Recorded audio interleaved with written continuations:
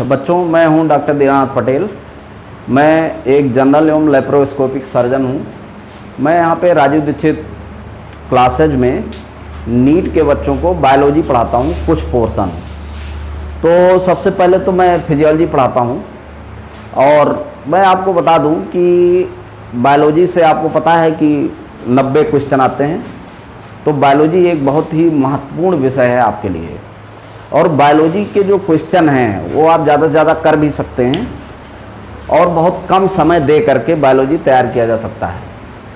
तो कुल मिलाकर के जो मैं आपको पढ़ाने वाला हूँ उसमें मैं ऐसे कुछ ट्रिक के साथ में पढ़ाऊँगा कि आप अपनी पूरी बायोलॉजी को इस ट्रिक के आधार पे ज़्यादा से ज़्यादा एक समय ऐसा आएगा कि आप 3-4 घंटे में पूरी बायोलॉजी को एक बार रिवाइज कर सकते हैं फार्मूला बेस्ड, फार्मूलों के आधार पे। और आप ये समझिए कि आपने 4 घंटा पढ़ लिया तो पूरी बायोलॉजी में जितने भी 38 चैप्टर हैं ये सब को आप आराम से रिवाइज कर सकते हैं। इसके बाद आप मल्टीपल चॉइस क्वेश्चंस करते हुए आप बहुत ही कम समय में बायोलॉजी तैयार कर सकते हैं। तो सबसे जो मोस्ट इम्पॉर्टेंट टॉपिक है जो फिजियोलॉजी, ह्यूमन फिजियोलॉजी, जिससे कि समझिए कि लगभग 10 क्वेश्चन आते हैं, मतलब सबसे ज़्यादा 10 से 12 क्वेश्चन आते हैं, और सबसे ज़्यादा अगर इम्पॉर्टेंट टॉपिक है तो ह्यूमन फिजियोलॉजी है। तो इसको मैं पढ़ाता हूँ। लेकिन उससे पहले मैं आपको एक बात ये बता देना चाहता हूँ कि जैसे आप इस चक्कर में ना रहें कि आपको बहुत ज़्यादा पढ़ना है। जैसे आप मान लीजिए किसी कोचिंग में जाते हैं तो कोचिंग वाले ये बताते हैं कि भाई मैं आपको ये मतलब किताबें दूंगा, अपनी किताबें दूंगा लिख करके।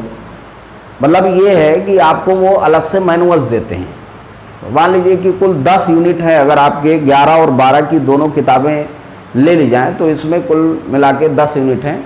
और ये लोग जो कोचिंग वाले हैं वो आपको 10 मैनुअल अलग से देते हैं, और उसमें बहुत एक्स्ट्रा चीज़ें, कभी इस किताब से MSc से, BSc से, PhD से, और पता चला कि MBBS की कुछ चीज़ें ला करके लिख करके और इसके बाद फिर क्या करते हैं कि आपको देते हैं।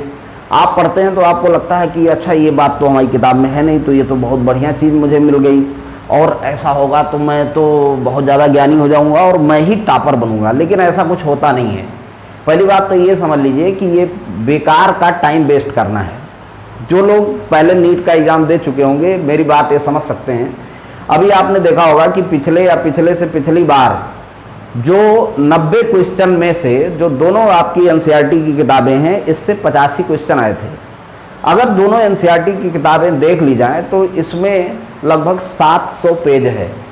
मतलब ये है कि अगर आप ये 700 पेज लाइन टू लाइन आपको चीज़ें आती हैं तो आप उसमें से 85 क्वेश्चन कर सकते हैं 90 क्वेश्चन में से।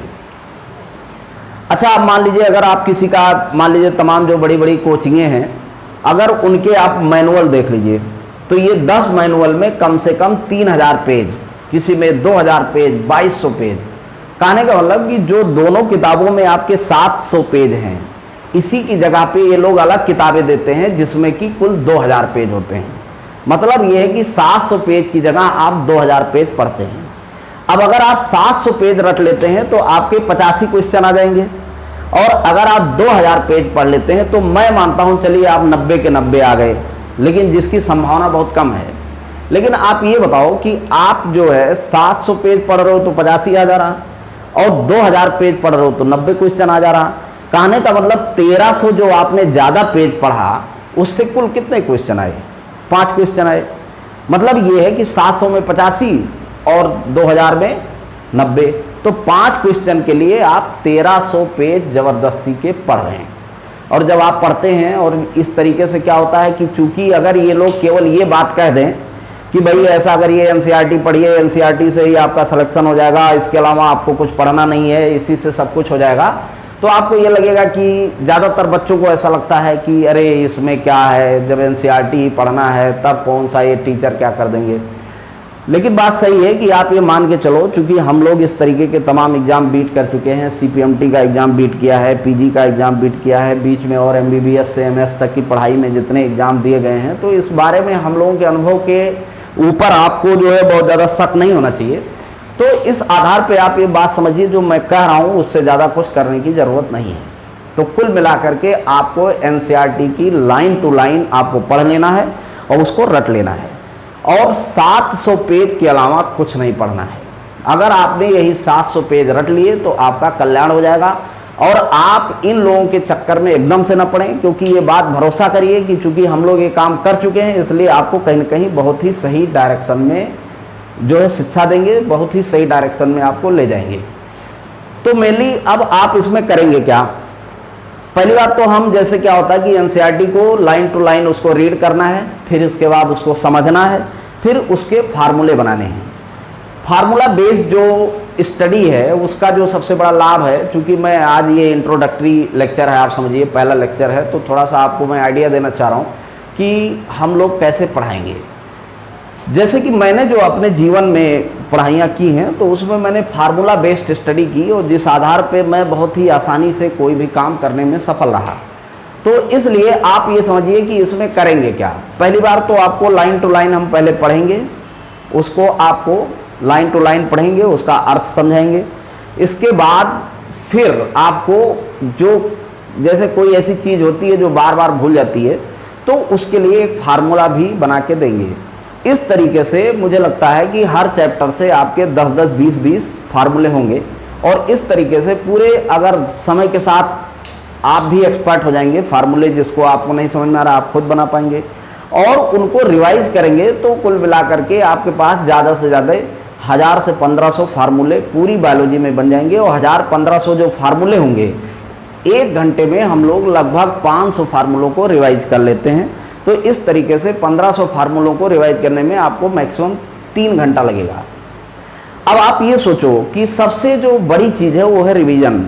आपको जो 180 क्वेश्चन करने होते हैं उसके लिए एक लिमिटेड समय होता है 180 मिनट का, मतलब हर क्वेश्चन पे आपको 1 मिनट है, उसमें आपको पढ़ना भी है, उसके बाद आपको समझना भी है, इसके बाद क्लियर करना है कि कौन सा ऑप्शन सही है, इसके बाद आपको गोला भी भरना है।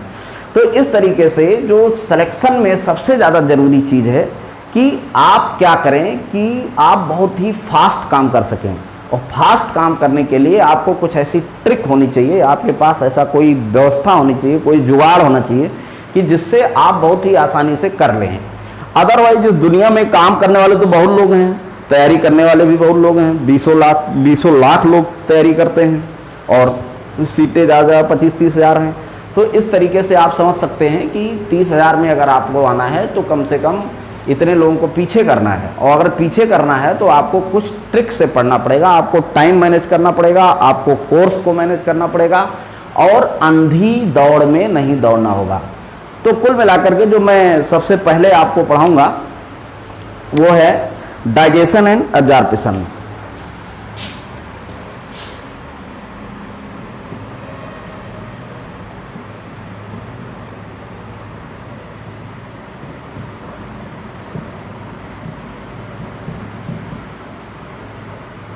जो पहला चैप्टर है वो है डाइजेशन एंड एब्जॉर्प्शन।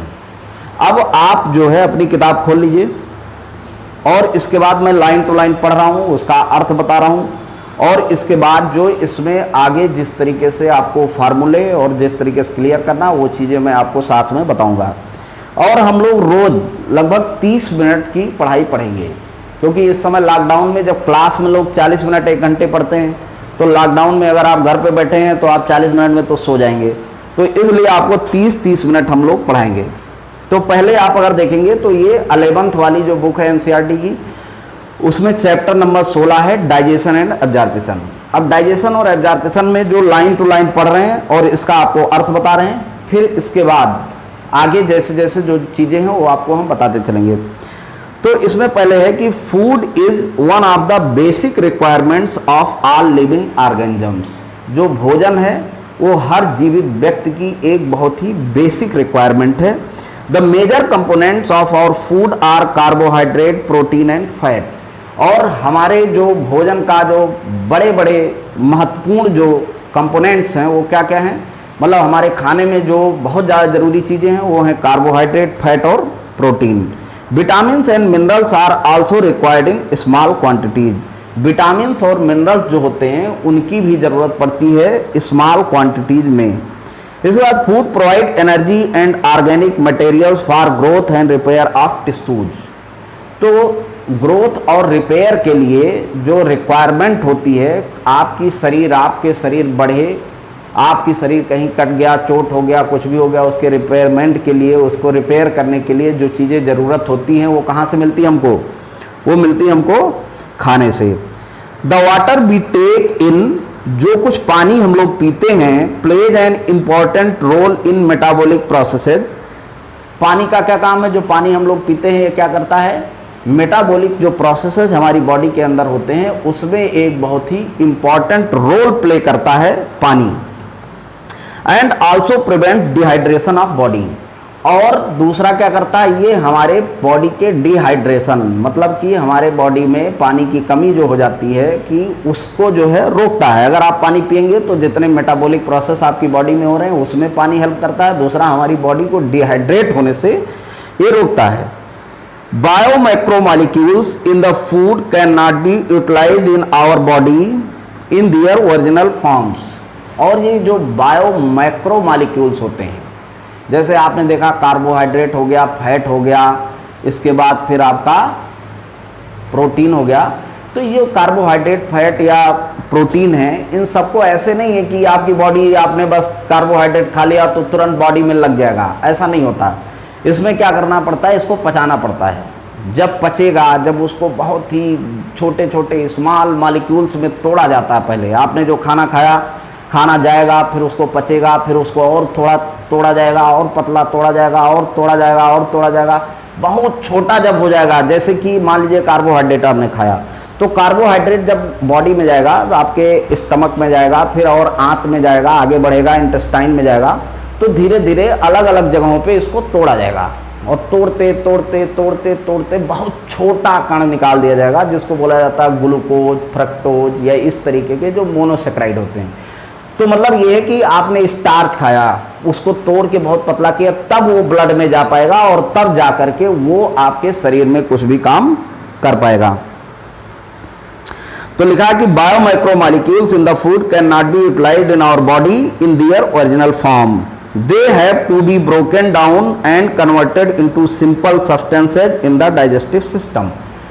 जो कुछ आप बड़ी बड़ी चीज़ें खाते हैं, जो फैट, कार्बोहाइड्रेट और इसके बाद प्रोटीन खाते हैं, इसको उसी फॉर्म में बॉडी यूटिलाइज नहीं कर पाती, उसको पहले तोड़ना पड़ता है, बहुत छोटे छोटे पार्ट में तोड़ना पड़ता है। उसके लिए तमाम मशीनरी लगती है, तमाम जो है एंजाइम लगते हैं, तब वो जा कर के टूट के फिर छोटे उसमें बनता है, फिर उसको हमारी बॉडी यूटिलाइज कर पाती है।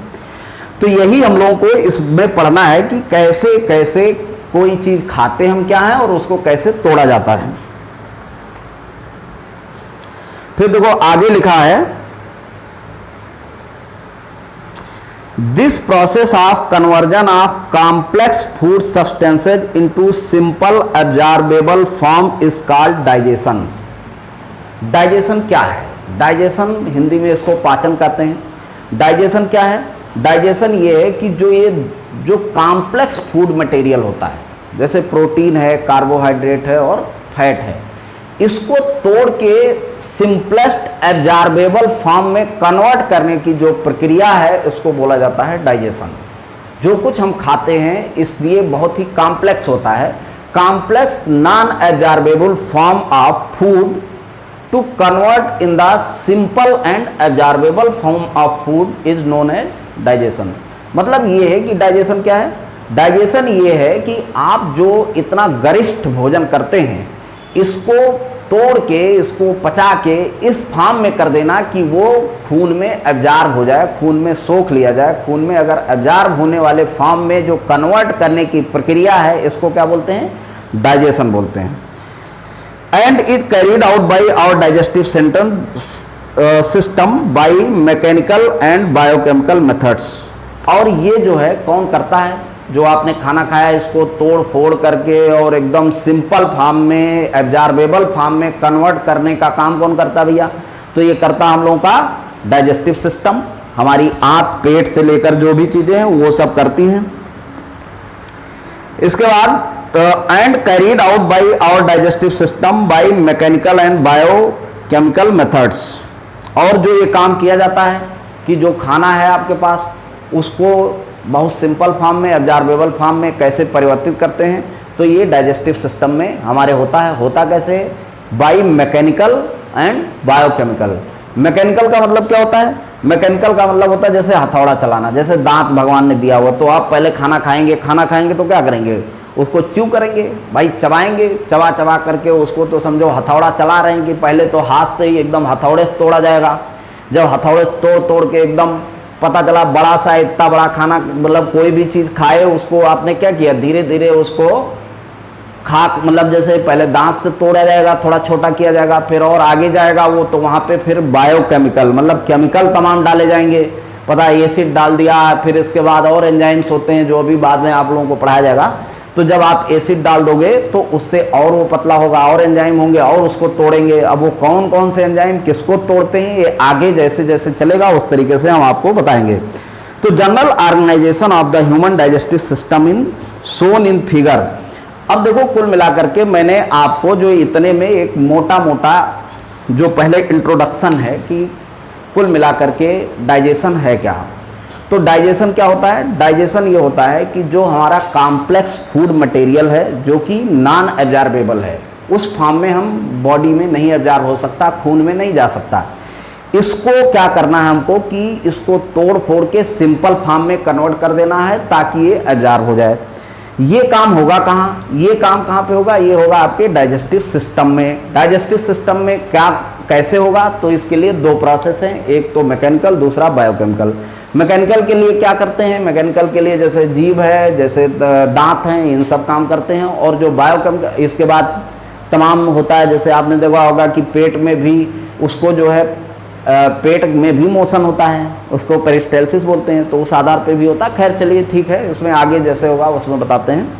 कुल मिला के आपको ये समझना है कि जो खाना होता है, खाने में जो 3 मेजर कंपोनेंट होते हैं, एक प्रोटीन होता है, दूसरा फैट होता है, तीसरा कार्बोहाइड्रेट होता है। ये जो होते हैं मेजर कंपोनेंट होते हैं हमारे खाने के। चौथा होता है पानी। पानी का काम ये है कि बॉडी को वो डिहाइड्रेट ना होने दे, और दूसरा जो मेटाबॉलिक प्रोसेसेस बॉडी में होते हैं उसमें वो हेल्प करता है। और इसके बाद फिर और भी कुछ चीज़ें जैसे मिनरल्स होते हैं, विटामिन्स होते हैं, इनका भी हमारे शरीर के लिए बहुत ही उपयोग होता है। तो कुल मिला के आपके खाने में क्या क्या हो गया भैया? प्रोटीन हो गया, फैट हो गया, कार्बोहाइड्रेट हो गया, वाटर हो गया, मिनरल हो गया और विटामिन हो गया। अब इनको जितने भी खाने के लिए हमारे शरीर के लिए ज़रूरी है, हमारे शरीर के ग्रोथ के लिए ज़रूरी है, हमारे शरीर में रिपेयर के लिए ज़रूरी हैं, इतनी चीज़ें आपके पास जो है होनी चाहिए। शरीर को इनकी ज़रूरत पड़ती है। क्या क्या ज़रूरत पड़ती है? प्रोटीन की पड़ती है, फैट की पड़ती है, कार्बोहाइड्रेट की पड़ती है, मिनरल्स की पड़ती है, विटामिन्स की पड़ती है और वाटर की पड़ती है। इतनी चीज़ें हमारे शरीर को चाहिए। अब आप मान लीजिए ले लेंगे तो ये अलग अलग फॉर्म में होते हैं। जैसे कार्बोहाइड्रेट होगा, कार्बोहाइड्रेट अगर आपके शरीर में जाएगा तो ऐसे नहीं कि आपने खा लिया तो तुरंत जा करके वो एब्जॉर्ब हो गया और ऐसे नहीं शरीर में लग जाएगा। उसके लिए क्या करना पड़ेगा? उसको पचाना पड़ेगा। पचाने के लिए हमारे पास क्या व्यवस्था है? हमारे पास है डाइजेस्टिव सिस्टम, मतलब पूरी आंत की व्यवस्था है जो कि भगवान ने बनाया हुआ है। अब ये जो डाइजेस्टिव सिस्टम है इसमें क्या क्या चीज़ें हैं, ये चीज़ें हम लोग आगे पढ़ते हैं। तो देखो इसमें लिखा हुआ है कि डाइजेस्टिव सिस्टम जो हेडिंग है डाइजेशन एंड एब्जॉर्प्शन में, तो पहली जो हेडिंग है लिखा है डाइजेस्टिव सिस्टम।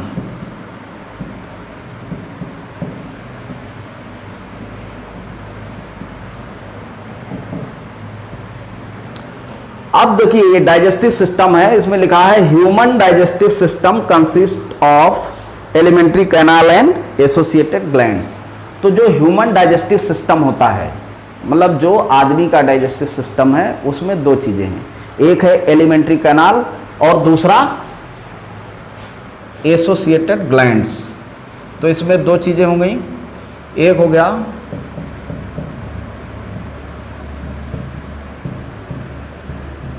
एलिमेंट्री कैनाल और दूसरा एसोसिएटेड ग्लैंड्स। तो कुल मिलाकर के जो हमारा डाइजेस्टिव सिस्टम है उसमें दो चीजें होती हैं, एक होता है एलिमेंट्री कैनाल और दूसरा होता है एसोसिएटेड ग्लैंड्स। अब हम लोग पढ़ेंगे एलिमेंट्री कैनाल के बारे में कि भाई अब एलिमेंट्री कैनाल में क्या क्या है, और दूसरा हम लोगों को ग्लैंड पढ़ना होगा। तो चलिए पहली बात तो हम लोग पढ़ते हैं फिर एलिमेंट्री कैनाल।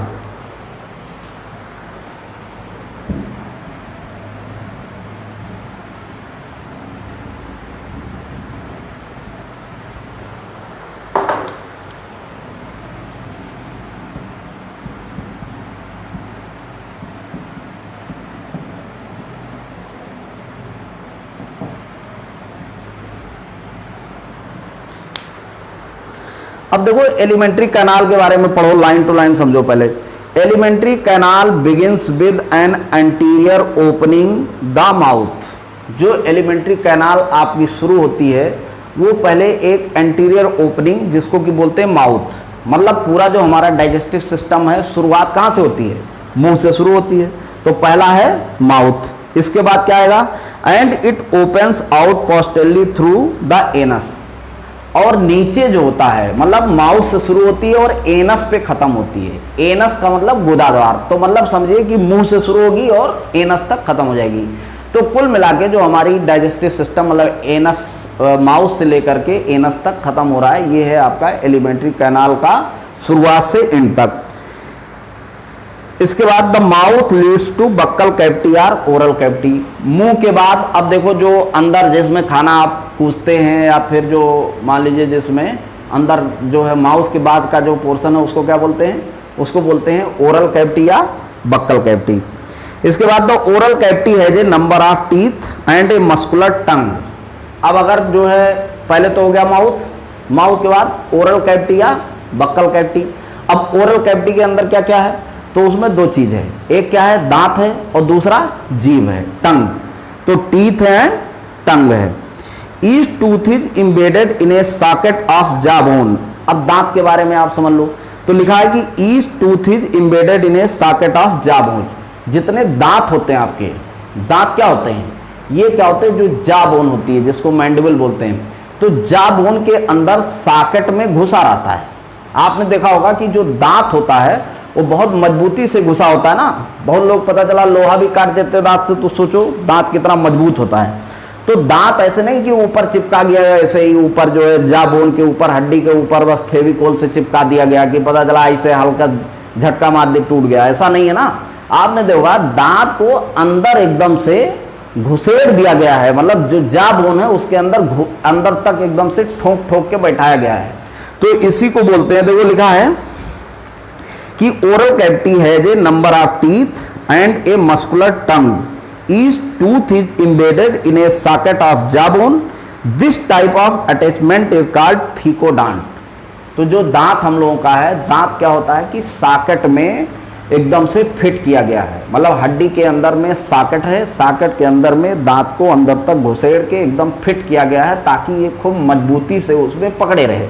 इसीलिए आप लोगों ने देखा होगा कि मान लो किसी दांत खराब हो जाता है तो फिर क्या करना पड़ता है, दांत खराब हो जाता है तो लोग जाते हैं एकदम सड़सी पिलास लेकर के, इसके बाद जब बहुत मेहनत लगा निकालते हैं तब जाके निकलता है।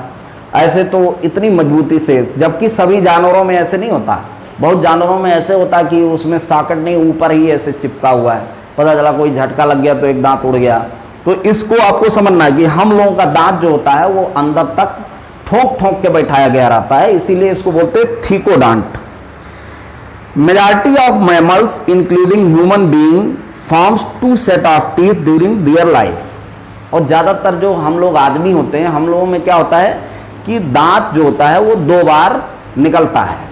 पहली बार जो निकलता है वो टूट जाता है और फिर इसके बाद उसको बोलते हैं दूध का दांत, इसके बाद फिर निकलता है। ठीक, तो इसी के लिए कहते हैं कि मतलब जो हम लोगों का दांत है, आदमी में जो दांत है, जो मैमल्स के दांत होते हैं, ह्यूमन बीइंग्स के जो दांत होते हैं वो क्या होते हैं, दो बार जिंदगी में निकलते हैं। ठीक, इसमें क्या होता है कि जो पहली बार का दांत होता है उसको बोलते हैं दूध का दांत, मतलब टेम्परेरी मिल्क टीथ या डेसिडुअस टीथ। डेसिडुअस मतलब जो झड़ जाए, मतलब जो झड़ने वाला टीथ होता है उसको बोलते हैं डेसिडुअस टीथ। तो यही है कि इसको बोलते हैं टेम्परेरी मिल्क और deciduous teeth replace by A set of permanent और एडल्ट टीथ। इसके बाद में जो जो दांत आता है, मान लो जब दूध वाला दांत गिर जाता है तो कौन सा दांत आता है, तो उस समय दांत आता है परमानेंट टीथ या उसी को बोलते हैं एडल्ट टीथ। तो हमारे पास दांत की क्या क्या क्वालिटी आपने पढ़ा। पहला आपने ये पढ़ा कि जो दांत होता है वो सॉकेट के अंदर बहुत ही घुसेड़ के बढ़िया से मजबूती से बैठाया होता है, जिसलिए इसको बोलते हैं थिकोडॉन्ट। दूसरा आपने पढ़ा कि ये क्या होता है कि दो बार उगता है दांत हम लोगों में। एक जो पहला वाला जो उगता है वो गिर जाता है जिसको मिल्क टीथ या डेसिडुअस टीथ बोलते हैं, और फिर जो दूसरा उगता है उसको बोलते हैं एडल्ट टीथ और परमानेंट टीथ। ठीक, इसके बाद देखिए this type of dentification is called diphyodont. और इस तरीके का जो डेंटिशन होता है उसको बोलते हैं डाइफायोडांट, जो कि 2 बार उगे, जिसके अंदर में 2 बार दांत उगेगा, जिन जानवरों में 2 बार दांत उगेगा उसको बोला जाएगा डाइफायोडांट। तो इसको बोलते हैं diphyodont. An adult human has 32 permanent teeth which are of 4 different type. और हम लोगों के अंदर में कितने दांत होते हैं? 32 दांत होते हैं। कुल मिला के आपने देखा ही होगा कि भाई लोग कहते हैं कि 32 मार देंगे 32 ही झड़ जाएगी। तो 32 ही झड़ने क्या मतलब है कि मतलब 32 दांत होते हैं। तो हम लोगों के ऊपर वाले जाम में 16 दांत, नीचे वाले जाम में 16 दांत, तो कुल मिला के 32 दांत होते हैं। और जो दांत होते हैं सब वो अलग अलग टाइप के होते हैं। अभी जैसे देखो इसमें लिखा हुआ है एन एडल्ट ह्यूमन है 32 permanent teeth which are of 4 different type, जो कि 4 डिफरेंट टाइप के होते हैं। सब दांत अपने अपने देख लो क्या कुल एक ही तरह है? एक तरीके का नहीं है।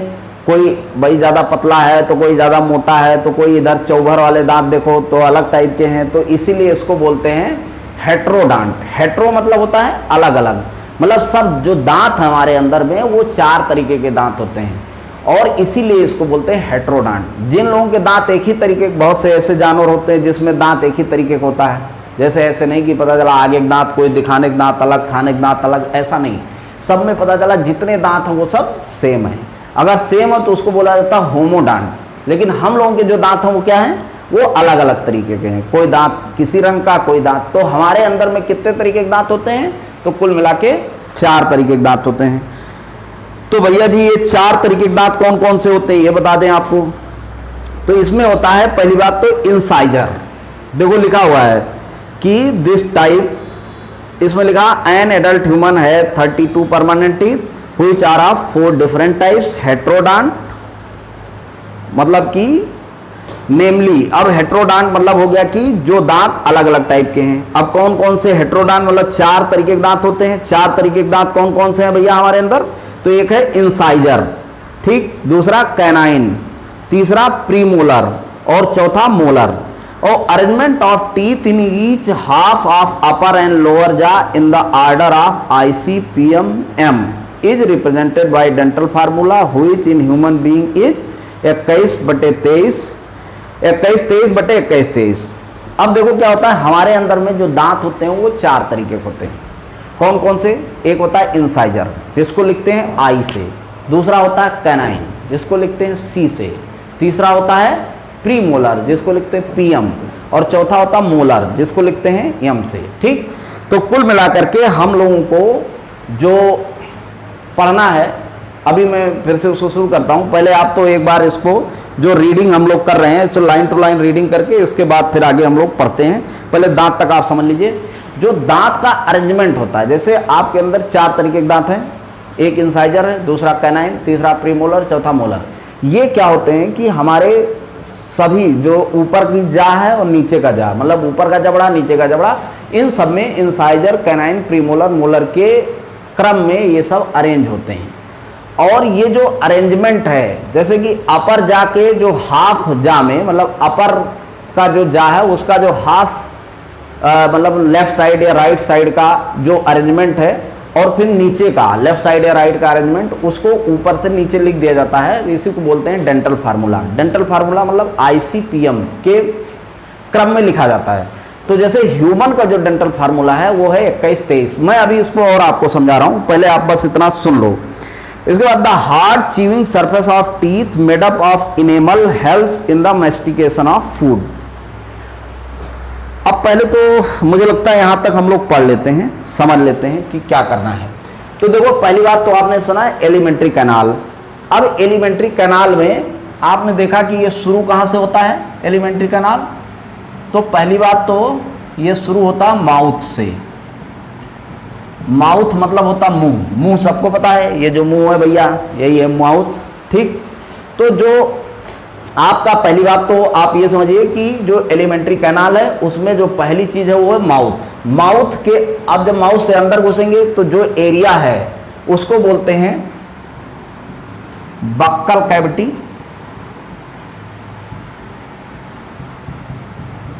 और ओरल कैविटी, ठीक। तो पहले क्या आया पहले आ गया माउथ, इसके बाद फिर अब देखो एलिमेंट्री कैनाल चल रहे हैं हम लोग, तो एलिमेंट्री कैनाल के बारे में पहले तो हम आपको मोटा मोटा बता दें। तो पहले क्या होता है माउथ, फिर होता है बक्कल कैविटी या ओरल कैविटी, इसके बाद इसमें एक मोटा मोटा हम आइडिया दे दें, फिर इसके बाद देखा जाएगा, बाद में आप लोग पढ़ते रहेंगे थोड़ा सा आपको आइडिया हो जाएगा। तो इसके बाद बक्कल कैविटी ओरल कैविटी के बाद आता है फेरिंग्स, इसके बाद ईसोफेगस, ईसोफेगस के बाद क्या आएगा स्टमक, स्टमक के बाद स्मॉल इंटेस्टाइन,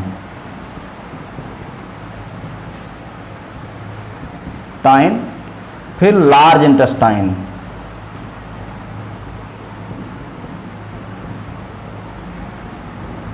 और फिर लास्ट में आता है एनस। देखिए मैं आपको एक बार मोटा मोटा बता दे रहा हूं कि मतलब जो हम लोगों का ये आंत है, जो डाइजेस्टिव सिस्टम है वो कैसे है। जैसे मान लो कि ये कहा जाए कि भाई आपको बस्ती से लखनऊ जाना है, ठीक, और ये पूरा एक कोई नाम दे दो इस रोड का, मान लो हमने महात्मा गांधी मार्ग बता दिया, तो महात्मा गांधी मार्ग कहां से कहां तक चलेगा, बस्ती से लखनऊ तक। जैसे हमारा एलिमेंट्री कैनाल है, एलिमेंट्री कैनाल को आप एक मान लो कि ये रोड है, ठीक, और रोड कहां से कहां तक जा रही है एलिमेंट्री कैनाल की, माउथ से एनस तक।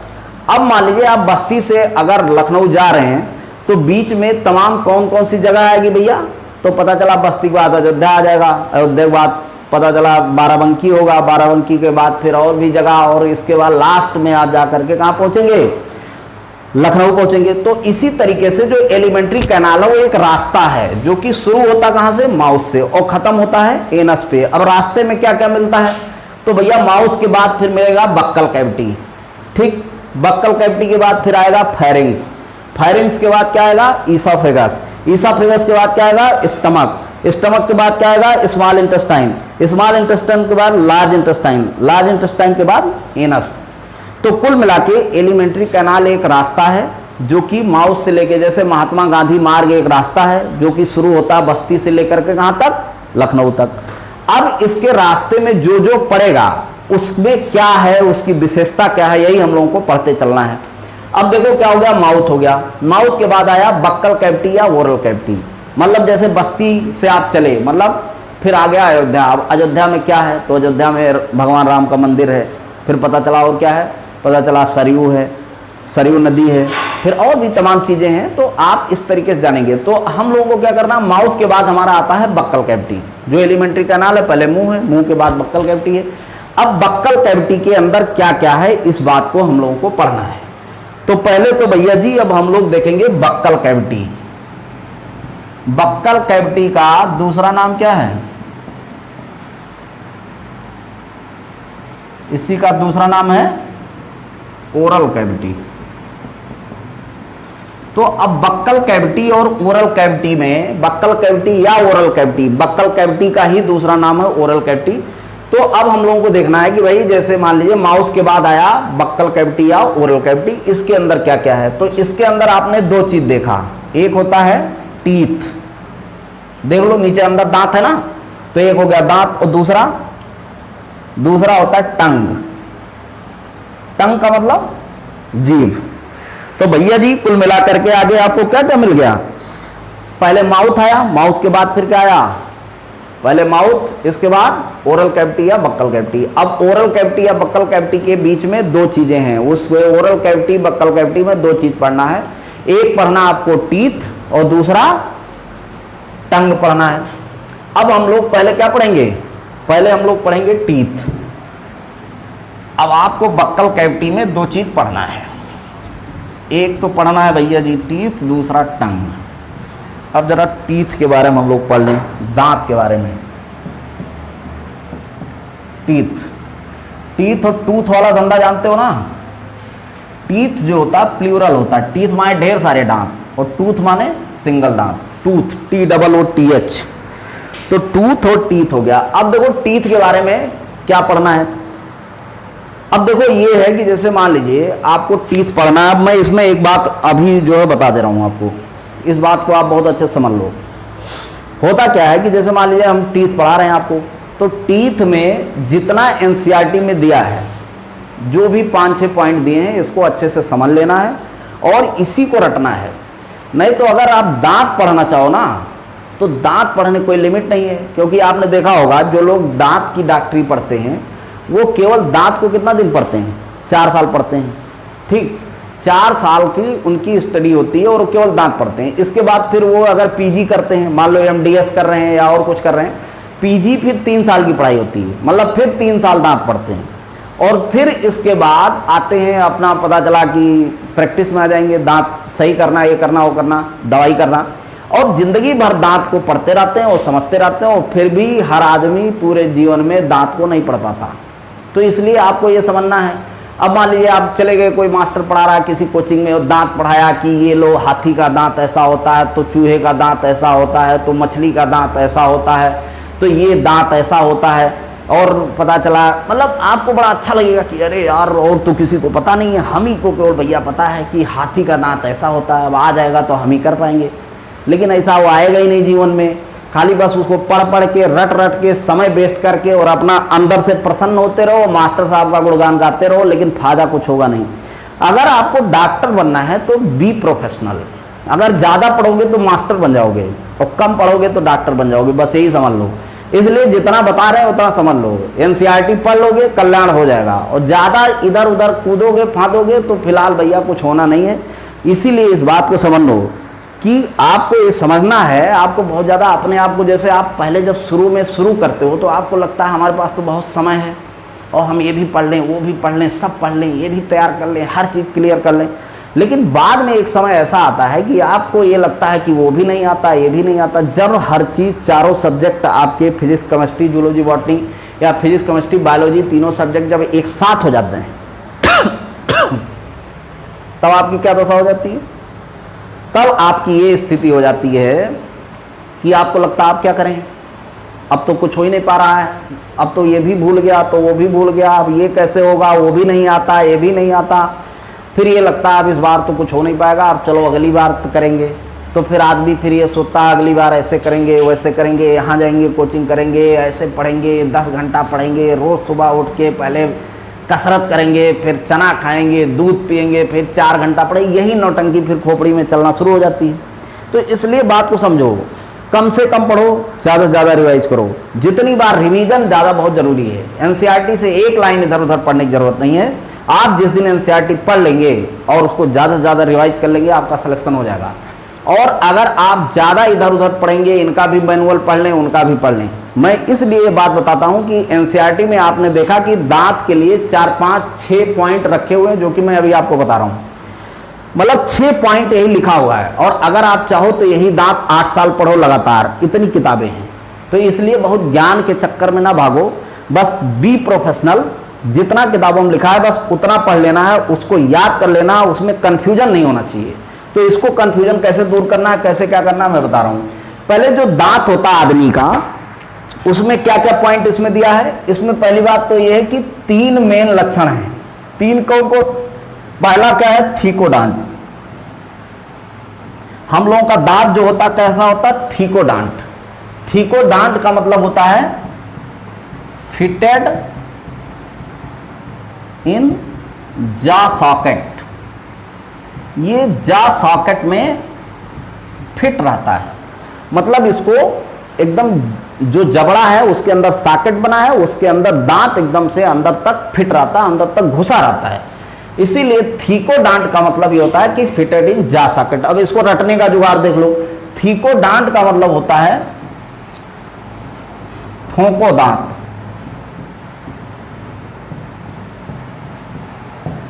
थीकोडांट का मतलब क्या हो गया, ठोंको दांत। मतलब दांत को ठोंक ठोंक के बैठाया गया है। हम लोगों का जो दांत है कैसे बैठाया गया है, ठोंक ठोंक के बैठाया गया है, इसीलिए इसको बोलते हैं थीकोडांट।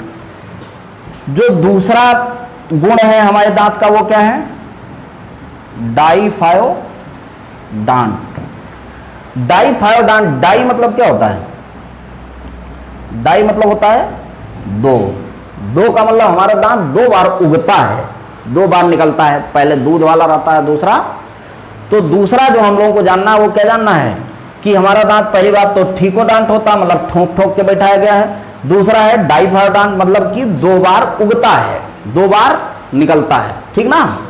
अब देखो 2 बार जो भैया निकलता है उसमें पहला जो होता है, फर्स्ट टाइम निकलता है, उसको बोलते हैं दूध का दांत, मिल्क टीथ, ठीक। और इसी का दूसरा नाम है डेसिडुअस टीथ।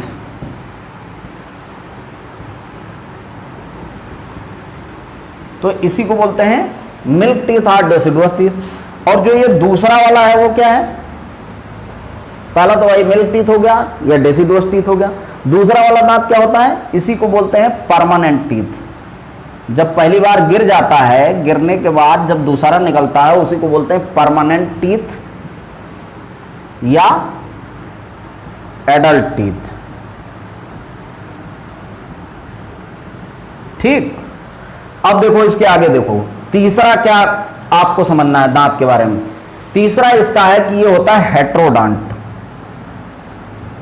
हेट्रो मतलब भिन्न भिन्न तरीके का, होमो मतलब एक समान तरीके का। तो भैया हम लोगों का दांत तीसरा क्या होता है, हेट्रोडांट होता है। तो दांत के 3 ये लक्षण आपको जान लेने हैं। पहला है थीकोडांट, दूसरा डाइफायोडांट, तीसरा हेट्रोडांट। हेट्रोडांट का मतलब दांत होता है भिन्न भिन्न तरीके का, मतलब द टीथ इन आवर जा आर ऑफ डिफरेंट टाइप। अब डिफरेंट टाइप या 4 टाइप होते हैं, 4 तरीके के दांत हम लोगों के अंदर होते हैं। और 4 तरीके के दांत मैं यहां पे लिख दे रहा हूं। पहला होता है इंसाइजर, इंसाइजर को लिखते हैं आई, ठीक। फिर दूसरा क्या होता है, कैनाइन, कैनाइन को हम लोग शॉर्ट में लिखेंगे सी। फिर प्रीमोलर, प्रीमोलर को लिखते हैं पीएम। और चौथा होता है मोलर, मोलर को लिखते हैं यम, ठीक। तो कुल मिलाकर के दांत के बारे में पहली तो बात यह है कि ये 3 टाइप के जो 3 जो मेन इसके लक्षण है, इसको आपको याद करना है। इसके बाद दांत के बारे में क्या जानना है,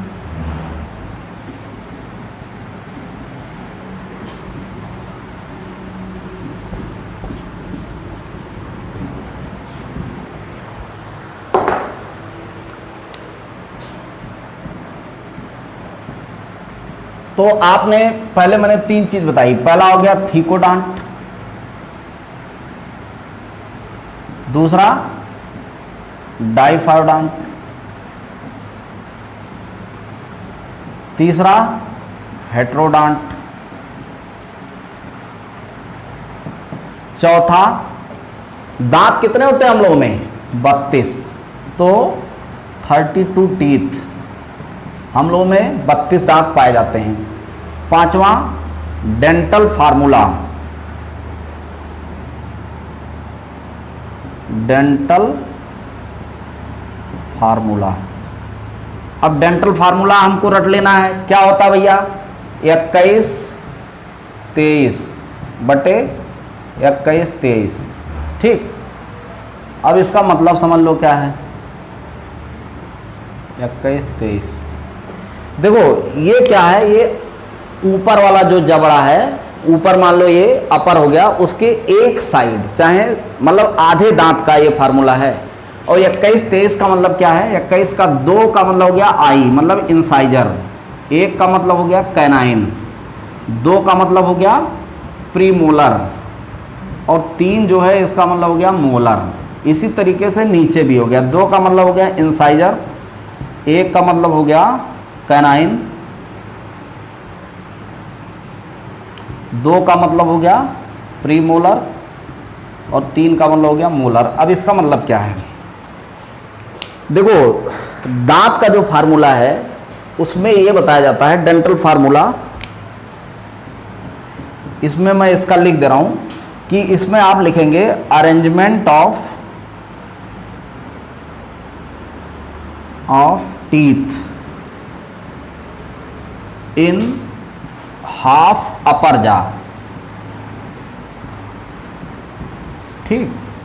मतलब ऊपरी जबड़े के एक साइड में, मतलब आधे ऊपरी जबड़े में जिस तरीके से दांत लगा होगा वो लिख दो, और फिर जो है नीचे लिख दो arrangement of teeth in half lower जा। ठीक, अब जो है नीचे वाला जो जबड़ा है, आधे नीचे जबड़े में दांत किस तरीके से लगे हैं वो लिख दो, तो यही हो जाएगा डेंटल फार्मूला। अब किसी भी जानवर का मुंह खोलो, ऊपर वाला जबड़ा देखो, एक तरफ जो जो दांत लिखा उसको ऊपर लिख दो और फिर नीचे देख लो, नीचे जो दांत लिखा वो। अब आदमी का अगर खोल के देखोगे तो क्या मिलेगा? अब किसी का मुंह खोलो, पहले के जो दांत, दो दांत होंगे एक तरह के होंगे, इनको बोला जाता है इंसाइजर। फिर एक दांत इधर आए, कुल मिला के 32 दांत होते हैं। तो भाई एक तरफ अगर ऊपर 16 दांत होंगे, नीचे 16 दांत होंगे। अब ऊपर 16 दांत में से 8 दांत इधर हो गए, 8 इधर हो गए, तो वो 8 दांत को देखना है कि पहले कौन है, कैसे है, इस तरीके से आपको लिखना है। फिर नीचे भी देख लेना और उसी तरीके से लिखना है। तो ऊपर जब हम देखते हैं तो क्या होता है, पहले अगर अपर जा में आप देखोगे तो पहले के जो 2 दांत, मतलब एक साइड के जो 8 दांत होते हैं उसमें जो पहले के ऊपर का 2 दांत होता है वो एक तरह का होता है जिसको बोलते हैं इंसाइजर, ये लिख दिया गया 2। फिर जो तीसरा दांत होगा वो पतला सा थोड़ा नुकीला होगा जिसको बोलते हैं कैनाइन, तो हो गया 1। फिर इसके बाद जो 2 दांत होंगे आपके, 2 दांत जो होंगे वो प्री मोलर होंगे। ठीक, वो थोड़ा सा चबाने के लिए जो चौभर बोलते हैं। और इसके बाद जो लास्ट के 3 दांत होंगे वो क्या होंगे, वो थोड़ा सा वो और चौड़े चौड़े दांत होते हैं जिसमें कि ढेर सारी रिजेज होती हैं, चबाने के काम आते हैं, उनको बोला जाता है मोलर। ठीक, तो ये 8 दांत जो एक तरफ के हो गए, ये इस तरीके से हो गए कि ऊपर के 2 हो गए, फिर 1 हो गया, फिर 2 हो गया, फिर 3 हो गया।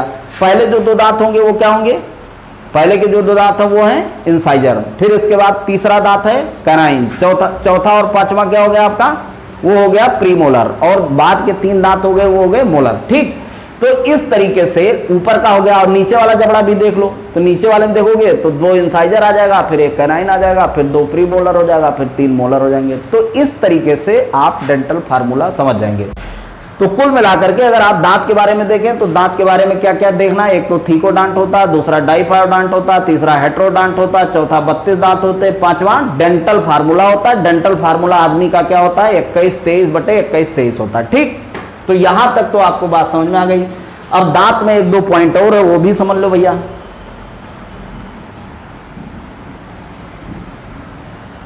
अब दांत में और पॉइंट कौन सा है, एक तो होता है इनेमल।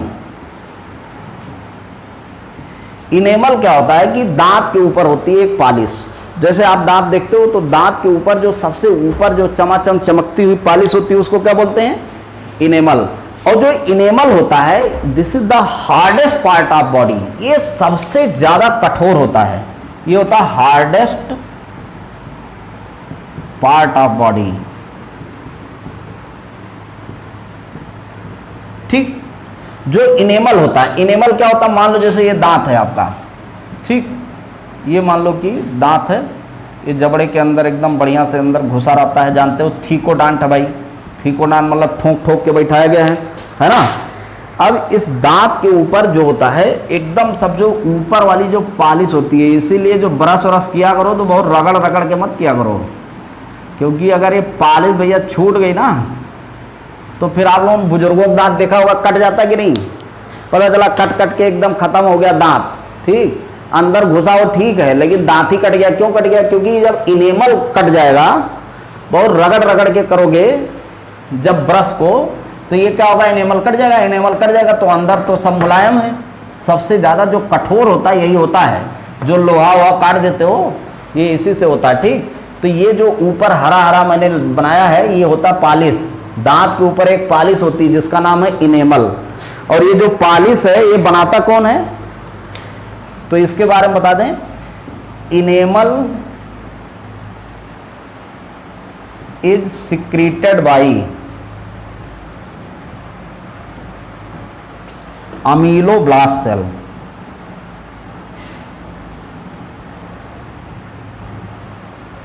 ठीक, तो अमीलोब्लास्ट सेल होते हैं जो कि इसको सिक्रीट करते हैं। तो आपने दांत के बारे में क्या समझा, दांत के बारे में एक समझा थीकोडांट होता है, दूसरा डाइफायोडांट होता है, तीसरा हेट्रोडांट होता है, चौथा 32 दांत होते हैं, पांचवा डेंटल फार्मूला होता है, छठवां इनेमल होता है। ठीक, इसके बाद तो मैं दे रहा हूं भैया जी कि इसमें इसके बाद कुछ है नहीं दांत के बारे में। ठीक, अब ऐसे मैंने क्या बताया, अगर दांत पढ़ना आपको तो साल भर पढ़ो, 4 साल पढ़ो, 5 साल पढ़ो, 8 साल पढ़ो, दांत खत्म नहीं होगा, जिंदगी में पढ़ो दांत खत्म नहीं होगा। तो इसलिए बहुत ज़्यादा ज्ञान के चक्कर में ना पड़ो, जितना किताब में लिखा है बस उतना पढ़ लो, उसका जुगाड़ समझ लो। थीकोडान मतलब ठोंक ठोंक के बैठाया गया, डाइफाडान मतलब 2 बार उगता है, हेट्रोडान मतलब सब दांत अलग अलग तरीके के होते हैं, 32 दांत मतलब 32 दांत होते हैं। ठीक, डेंटल फार्मूला आपने समझ लिया कि आधा अपर जाके आधे दांत का जो है अरेंजमेंट क्या है और लोअर जाके आधे दांत का अरेंजमेंट क्या है, बस आप समझ गए। इनेमल आपने समझ लिया कि दांत के ऊपर एक पालिश होती है, पालिश बहुत कठोर होती है, पालिश को जो सिक्रीट करता है वो कौन सिक्रीट करता है, अमीलोब्लास्ट सेल सिक्रीट करता है। ठीक, तो कुल मिलाकर के आपका दांत जो है वो खत्म हो गया। लेकिन अब मैं कुछ इसके व्यवहारिक बात बता दें, क्योंकि दांत जो है वो बहुत जरूरी चीज है। वो भाई सबके पास दांत है और दांत की बहुत जरूरत है इस दुनिया में, क्योंकि बिना दांत के समझिए कि आधा जीवन बर्बाद। क्यों? तो इसलिए अब दांत के बारे में थोड़ा आप जान लो क्या है। देखो क्या होता है कि जैसे मान लीजिए आप, जैसे किसी को ये दांत है एक बढ़िया, ये चौभर वाला दांत हो गया मान लो ऐसे, ठीक, और अंदर ये एकदम घुसा हुआ है हड्डी में, ठीक है। अब क्या होता है कि कुछ लोगों को दांत मान लो कि यहाँ पे इनेमल होगा, ऊपर वाला जो लेयर इनेमल मान लीजिए खत्म हो गया, किसी कारण आपने रगड़ रगड़ के खाया या फिर इन्फेक्शन हो गया या धीरे धीरे, और बहुत लोगों को देखते होगे दांत सड़ जाता है। और जब सड़ जाता है, जैसे मान लो इसमें इन्फेक्शन हो गया, ये हो गया, तो दांत बहुत दर्द करता है। और दांत जब बहुत दर्द करता है तो भाई ये सड़ गया, इसमें कीड़े पड़ गए, इन्फेक्शन हो गया। अब इन्फेक्शन हो जाएगा तो क्या हो जाएगा, फिर दांत सड़ जाएगा। अब दांत सड़ जाएगा तो दांत बहुत दर्द करेगा, और दांत दर्द करेगा तो आप क्या करेंगे। अब ज़्यादातर गांव के लोग क्या करते हैं, गांव के लोग गए, लोग सड़सी पिलाल लेके बैठे रहते हैं, 30 रुपये में तुरंत दांत उखाड़ देते हैं, और दांत उखाड़ दिए। अब इसके बाद फिर चलो ठीक है, अब क्या करोगे, दांत तो आपका बर्बाद हो गया। जबकि ये समझो कि कितना नुकसान हो गया आपका। तो इसमें आपको समझना है कि होता क्या है और आपको क्या कर सकते हैं। तो जैसे अगर किसी का दांत आपको सड़ जाए, ठीक, तो आपको ये 30 रुपया वालों के पास नहीं जाना है कि पता चला 30 रुपया दिए, वन से इन्होंने उखाड़ करके और दे दिया दवाई, जाओ घर पे बैठो आराम से और रोज गुणगान करो कि डॉक्टर साहब 30 रुपये में उखाड़ दिए। ठीक, अब मान लो कि तुम भाई आप जाएंगे कहाँ, आप दूसरी जगह कहाँ जा सकते हैं, जो डॉक्टर हो, असली पढ़ा लिखा डॉक्टर हो, वो क्या करेगा, वो उखाड़ेगा नहीं दांत को इसको साफ करेगा। ठीक, ये सब कीड़ा मकोड़ा जितना भी होंगे, जितने भी इसमें सड़ा पड़ा होगा, उसको सब साफ कर देगा। और साफ करके इसको ऐसे समझो कि अंदर का सब माल मटेरियल साफ कर देगा, और जितना कवरिंग है ये सब बचा रहेगा अपना। ठीक, तो उसमें क्या करेगा, ऐसे कर देगा। समझिए कि आपका दांत ऐसे हो गया। ठीक, मतलब उसने क्या किया, पूरा अंदर का जितना मटेरियल था वो निकाल दिया। निकाल के क्या करेगा, इसमें अंदर से सीमेंट भर देगा। अब ये सीमेंट नहीं जिससे ईंटा गारा जोड़ते हैं, ईंटा वाला सीमेंट नहीं होता, वो अलग सीमेंट होता है, दांत का अलग सीमेंट आता है। तो डॉक्टर लोग क्या करते हैं, इसमें बढ़िया से एकदम आपका पहले अंदर का जितना सड़ा गला मटेरियल है उसको निकाल देते हैं, और निकाल के इसमें सीमेंट भर देते हैं। अब ये आप समझो ऐसे सीमेंट भर दिया इसमें पूरा बढ़िया, ठीक, एकदम बढ़िया मजबूत कर दिया आपका दांत। और इसके ऊपर फिर लगा देते हैं लोग कैप। अब लोग पैसे के अनुसार सोने चांदी हीरे सिरेमिक और कौन कौन सा कैप आता है वो लगाया जाता है। वैसे सिंपल जो होता है 1000-1500 में दांत, या 2000-3000 में आपका दांत एकदम बहुत बढ़िया हो जाता है। ठीक, और आपका दांत एकदम समझो मजबूत हो जाएगा, लोहा लाट, फिर वो गड़बड़ नहीं होगा। तो मैं आपको बता क्यों रहा हूँ, ये बता इसलिए रहा हूँ कि अगर आपके घर में या किसी के आसपास है, किसी को जानने वाले को, या आपको कोई भी इस तरीके से दांत में कोई समस्या हो और कोई दांत सड़ रहा हो, तो ऐसे नहीं कि पता चला 30 रुपये के चक्कर में गए तुरंत सड़सी से लेकर के पकड़ के उखड़वा दिए, ऐसा नहीं करना है। आपको क्या करना है, आपको जाना अच्छे डॉक्टर के पास और डॉक्टर को दिखाना, डॉक्टर फिर ये काम कर देंगे। इसको बोला जाता है आरसीटी। आरसीटी मतलब रूट कैनाल ट्रीटमेंट। ठीक, तो आपको क्या करना है, रूट कैनाल ट्रीटमेंट करवाना है। ठीक,